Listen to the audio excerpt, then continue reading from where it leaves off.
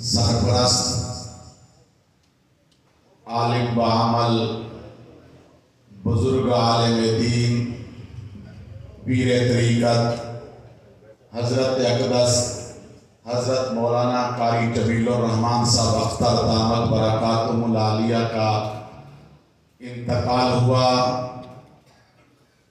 जब मैं यहाँ आकर बैठा तो मेरी बार बार नज़र दरवाजे की तरफ उठती थी और दिल में ख्याल आता था तो कारी साहब अभी आए नहीं।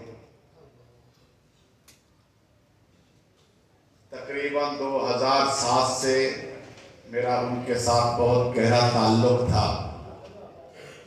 हमने इतना अरसा इकट्ठे गुजारा, रात भर दिन हमने ख़त्मे नबूवत के तहफ़्फ़ुज़ के काम के हवाले से बहुत ही लंबे लंबे असफ़ार किए। आज वो हम में नहीं हैं। अल्हम्दुलिल्लाह उनके दो साहिबजादगान हज़रत मौलाना पीर मोहम्मद ज़ुबैर साहब और हज़रत मौलाना उबैदुर रहमान मुआविया साहब यहाँ मौजूद हैं। मैं मुआविया साहब से भी कहूँगा कि वो भी कुर्सी पे तशरीफ़ लें। आज हम लोग आप दोनों को हज़रत कारी साहब की नज़र से देख रहे हैं। हमारी नज़र में तो आज की कुर्सियों पर आप नहीं बल्कि हमारे कारी साहब ही तशरीफ़ फरमा हैं।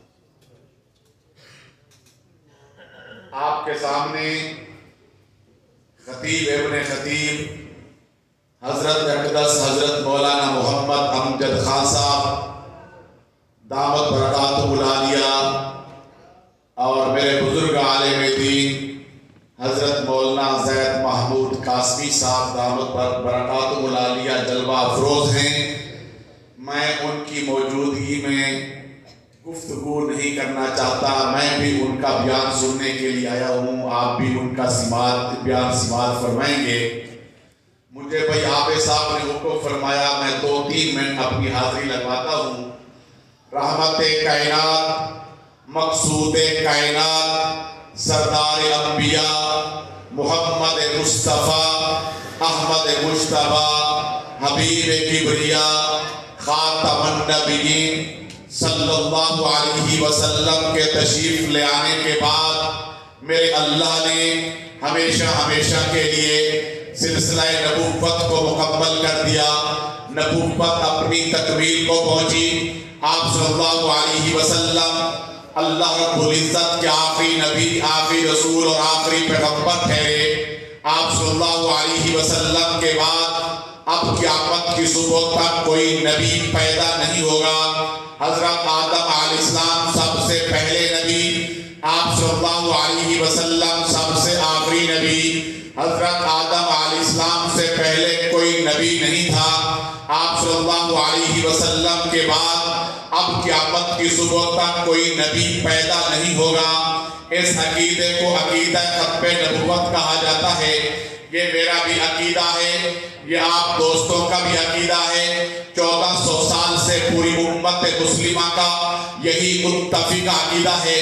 स्टेज पर तशरीफ़ फरमा इन तमाम अकाबिरीन उम्मत का भी अकीदा है कि आप सल्लल्लाहु अलैहि वसल्लम अल्लाह के, ऊंची आवाज़ से जिसका अकीदा है, ऊंची आवाज़ से, जिसका अकीदा नहीं तो वो बिल्कुल ना बोले, ऊंची आवाज़ से। आप सल्लल्लाहु अलैहि वसल्लम अल्लाह के, आप सल्लल्लाहु अलैहि वसल्लम अल्लाह के आखिरी नबी। ये आप सल्लल्लाहु अलैहि वसल्लम के बाद अब क़यामत की सुबह तक कोई नबी पैदा नहीं होगा। ये मेरा और आपका बुनियादी अकीदा है।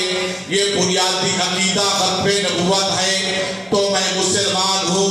ये बुनियादी अकीदा ख़त्मे नबूवत है तो मेरा ईमान है। ये बुनियादी अकीदा ख़त्मे नबूवत है तो मेरी नमाज है, रोज़ा है, हज है, उम्रा है, बैतुल्लाह शरीफ का तवाफ है। ये बुनियादी अकीदा ख़त्मे नबूवत है तो मेरी तहज्जुद है, इशराक है, नवाफिल है, अव्वाबीन है, तरावी है, तबलीग है, जुमा है। अगर ये बुनियादी अकीदा ख़त्मे नबूवत नहीं तो मेरा ईमान भी नहीं और मैं मुसलमान भी नहीं। ऊंची आवाज़ से अगर ये بنیادی عقیدہ ختم نبوت نہیں تو میری نماز بھی، روزہ بھی، حج بھی، عمرہ بھی، بیت اللہ شریف کا طواف بھی، اگر یہ بنیادی عقیدہ ختم نبوت نہیں تو میری تہجد بھی، اشراق بھی، نوافل بھی، اوابین بھی، تراویح بھی، جمعہ بھی، تبلیغ بھی، گویا کہ یہ عقیدہ ختم نبوت ہے تو سب کچھ ہے، یہ عقیدہ ختم نبوت نہیں تو کچھ بھی نہیں۔ آج جو کچھ بھی میرے پاس ہے یہ حضور کی ختم نبوت کا صدقہ ہے۔ آج میں مسلمان ہوں میرے پیغمبر کی ختم نبوت کا صدقہ، آج میرے پاس نماز ہے میرے پیغمبر کی ختم نبوت کا صدقہ، آج میرے پاس حج ہے میرے پیغمبر کی ختم نبوت کا صدقہ، آج میرے پاس مسجد ہے میرے پیغمبر کی ختم نبوت کا صدقہ، آج میرے پاس قرآن جیسی مقدس کتاب ہے حضور کی ختم نبوت کا صدقہ، آج میرے پاس جمعہ ہے حضور کی ختم نبوت کا صدقہ، آج میرے پاس رمضان ہے حضور کی ختم نبوت کا صدقہ، آج میرے پاس تراویح ہے حضور کی ختم نبوت کا صدقہ، حتیٰ کہ میرے پاس ملک پاکستان ہے یہ بھی حضور کی ختم نبوت کا صدقہ ہے۔ اس لیے کہ یہ ملک پاکستان کلمہ طیبہ کی بنیاد پر بنا ہے۔ کلمہ طیبہ کے اندر لفظ محمد نہ ہوتا، نہ کلمہ ہوتا، نہ ملک ہوتا۔ آج جو کچھ بھی میرے پاس ہے یہ حضور کی ختم نبوت کا، اونچی بات سے بولیے، ختم نبوت کا صدقہ۔ اس لیے 1400 سال سے پوری امت مسلمہ کا یہی متفقہ عقیدہ ہے۔ آپ صلی اللہ علیہ وسلم اللہ کے آخری نبی، حضور کے بعد اب قیامت کی صبح تک کوئی نبی پیدا نہیں ہوگا۔ آپ صلی اللہ علیہ وسلم اللہ کے آخری نبی، تب یہ امت آخری امت، آپ صلی اللہ علیہ وسلم اللہ کے آخری نبی، تب یہ دین آخری دین، آپ صلی اللہ علیہ وسلم اللہ کے آخری نبی، تب یہ شریعت آخری شریعت، آپ صلی اللہ علیہ وسلم اللہ کے آخری نبی، تب قرآن مجید آسمانی کتابوں میں سے آخری آسمانی کتاب، آسمانی کتابیں تو اور بھی نازل ہوئی، تورات بھی نازل ہوئی، انجیل بھی نازل ہوئی، تورات تو زبور بھی نازل ہوئی، قرآن مجید بھی نازل ہوا۔ توجہ کیجئے، تورات لکھی لکھی تختیوں کی صورت میں حضرت جبرائیل امین لے آتے، آ کر حضرت موسیٰ علیہ السلام کو پیش کر دیتے۔ حضرت موسیٰ علیہ السلام وہ تختیاں اپنے سامنے رکھ کر پڑھ کر اپنی قوم کو سنا دیا کرتے تھے۔ انجیل حضرت عیسیٰ علیہ السلام کے دل مبارک پر میرا اللہ القا کر دیا کرتا تھا۔ حضرت عیسیٰ علیہ السلام پڑھ کر اپنی قوم کو سنا دیا کرتے تھے۔ جب قرآن مجید کے نزول کا وقت آیا، میرے اللہ نے قرآن مجید کے نزول کے وقت ایک بہت بڑا اہتمام فرمایا۔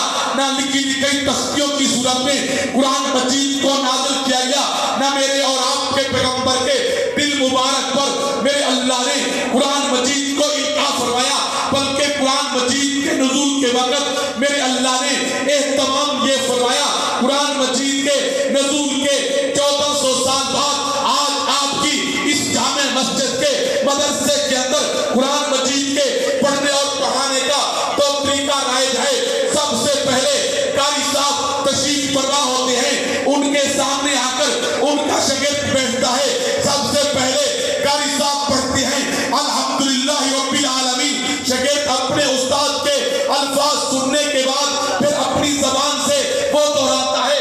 یہی طریقہ ہے یا کہ اور؟ اونچی بات سے بولیے، اونچی بات سے۔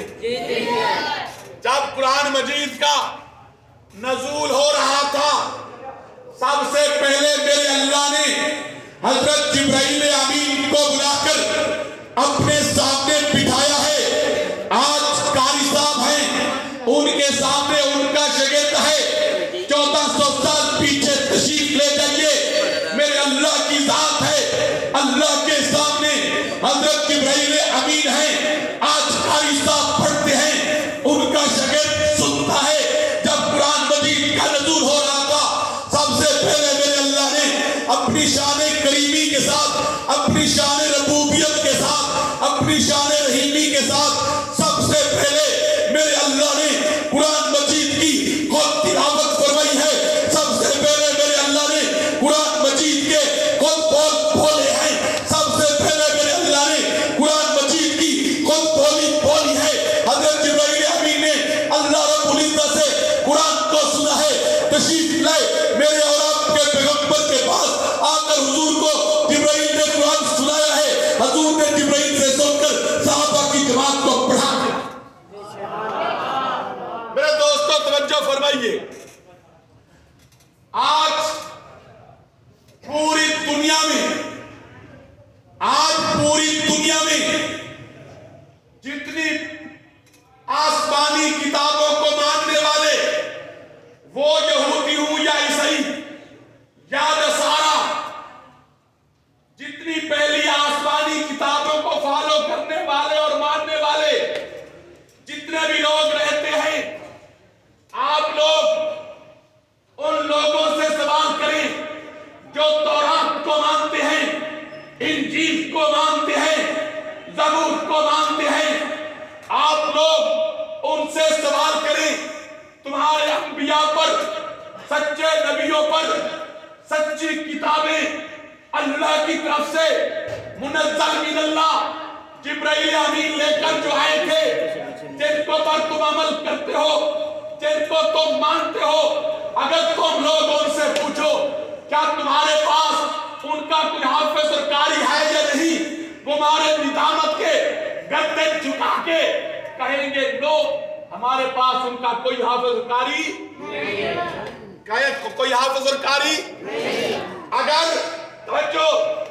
اگر وہ لوگ یہودی عیسائی اور نصارہ اگر وہ لوگ مسلمانوں سے پوچھیں مسلمانوں تمہارے نبی پر، تمہارے پیغمبر پر اللہ کی طرف سے جو کتاب نازل ہوئی، کیا تمہارے پاس اس کا کوئی حافظ اور قاری ہے یا نہیں، ہم کیا کہیں گے؟ اونچی آواز سے بولیے، اونچی آواز سے اور اونچی آواز سے. ہم کیا کہیں گے؟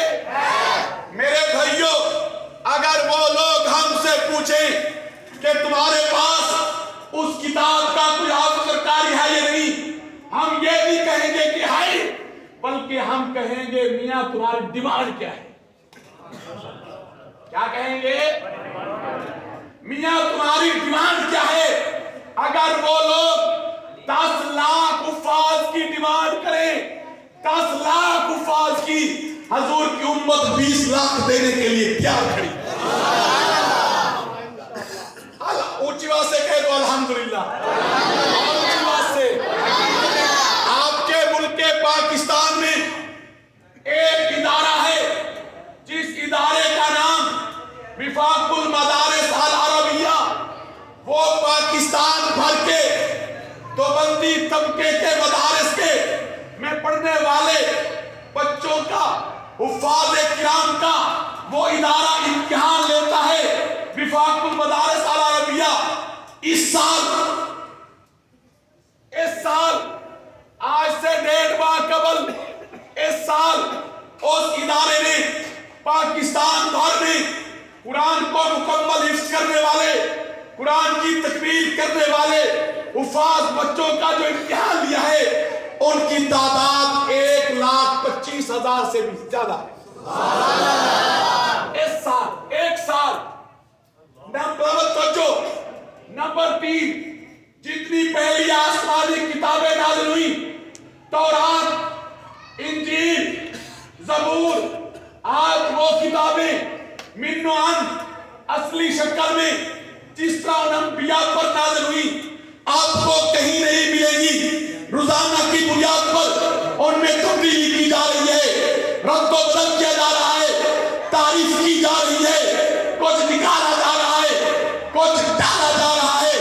2 سال قبل امریکہ سے ایک رپورٹ شائع ہوئی. اس رپورٹ کے اندر یہ لکھا کہ پچھلے سال بائبل کا جو ایڈیشن شائع ہوا اس کے اندر 20 آیات نکال دی تھی، جو اس سال بائبل کا نسخہ شائع ہوا 25 آیات ڈال دی گئی ہے. کبھی کچھ نکالا جا رہا ہے، کبھی کچھ ڈالا جا رہا ہے. اس کے مقابلے میں قرآن مجید کو دیکھیے، 1400 سال گزر گئے، اللہ کے فضل سے جو کا تو محفوظ ہے، اس کے اندر سے ایک آیات کا فرق نہیں آیا.